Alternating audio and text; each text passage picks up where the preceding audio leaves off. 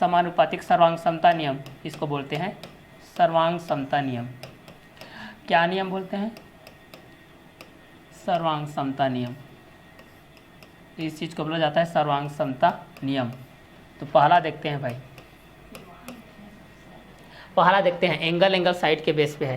पहला क्या हो जाएगा? एंगल एंगल साइड के बेस पे, एंगल एंगल साइड के बेस पे हो जाएगा। कोण कोण भुजा, कोण कोण भुजा, कोण कोण भुजा की दृष्टि से आ जाएगा। तो इस चीज़ को देखते हैं। चलिए, कोण कोण भुजा की दृष्टि से आएगा तो इस चीज़ को हम लोग यहाँ से देखते हैं भाई। ठीक है, 1 बाय 1 करके इस चीज़ को देखते हैं, एक एक करके हम इस चीज़ को देखते हैं। तो देखिए, किसी त्रिभुज के, यहाँ से देखिए किसी त्रिभुज के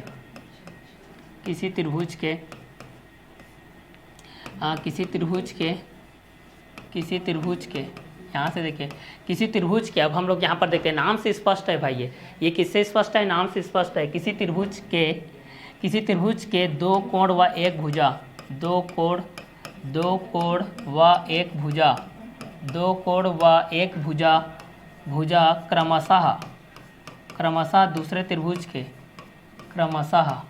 क्रमशः दूसरे त्रिभुज के, देखते रहिए, दूसरे त्रिभुज के, किसी त्रिभुज के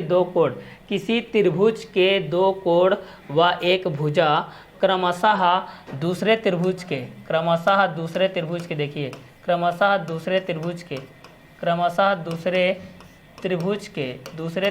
के दो कोण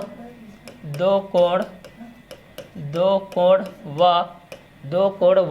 एक भुजा के बराबर हो, दो कोण व एक भुजा के बराबर हो, दो कोण व एक भुजा के बराबर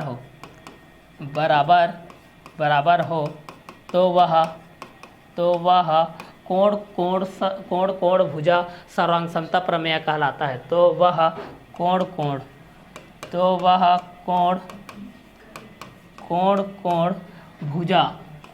भुजा सर्वांग समता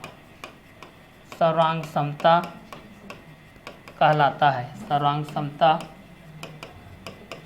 समता कहलाता है। ठीक है, तो यहाँ पर हम लोग इस चीज़ को देख रहे हैं कि किसी त्रिभुज के दो कोण व एक भुजा क्रमशः दूसरे त्रिभुज के दो कोण व एक भुजा के बराबर हो, तो वह कोण कोण भुजा सर्वांग समता कहलाता है। तो किसी त्रिभुज के दो कोण व एक भुजा क्रमशः दूसरे त्रिभुज के दो कोण व एक भुजा के बराबर हो, तो वह कोण कोण भुजा सर्वांग समता कहलाता है। मतलब नाम से स्पष्ट है, कोण कोण है मतलब दो कोण दूसरे त्रिभुज के दो कोण के बराबर होगा, एक भुजा दूसरे त्रिभुज के एक भुजा के बराबर होगा। ठीक है, मतलब एंगल साइड के बेस पे देख रहे थे। जैसे कि हम लोग फर्स्ट थ्योरम को किसके बेस पे देखे थे? साइड के बेस पे देखे थे, मतलब भुजा के बेस पे देखे थे। दूसरा को हम लोग साइड एंगल साइड के बेस पे देखे थे, मतलब भुजा कोण भुजा के बेस पे देखे थे। थर्ड चीज को हम लोग देख रहे हैं एंगल साइड के बेस पे देख रहे हैं, मतलब कोण कोण भुजा के रूप में देख रहे हैं। तो यहाँ पर इस चीज को हम लोग भी डायग्राम के बेसिस पर इस चीज को हम लोग समझ सकते हैं। यहाँ से जैसे कि डायग्राम के थ्रू से हम लोग एंगल के साइड के बेस पे इस तरीके से ले लेते हैं हम लोग।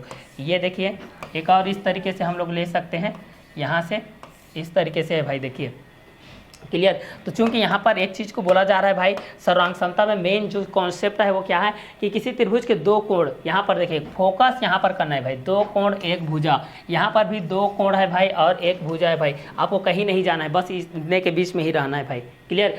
तो किसी त्रिभुज के दो कोण प्लस एक भुजा क्रमशः दूसरे त्रिभुज के दो कोण व एक भुजा के बराबर हो, तो वह कोण कोण भुजा सर्वांग समता कहलाता है, कोण कोण भुजा सर्वांग समता कहलाता है। तो जैसे कि यहाँ पर है ये एंगल और मान लेते हैं कि ये साइड है, ठीक है, मान लेते हैं कि ये ए है एंगल है, ये बी एंगल है, ये सी है, और यहाँ से यहाँ पर भी देख लेते हैं ये पी है और ये आप लोगों का क्यू एंगल के बेस पे है, और ये आप लोगों का आर है, ये एंगल ये साइड आप लोगों का इक्वल है, क्लियर। तो ये साइड आप लोगों की इक्वल है। तो इस पे हम लोग ये बोल सकते हैं कि यहाँ पर angle A equal to angle P, angle B equal to angle Q, और यहाँ से बी सी इक्वल टू हो जाएगा पी आर, ठीक है।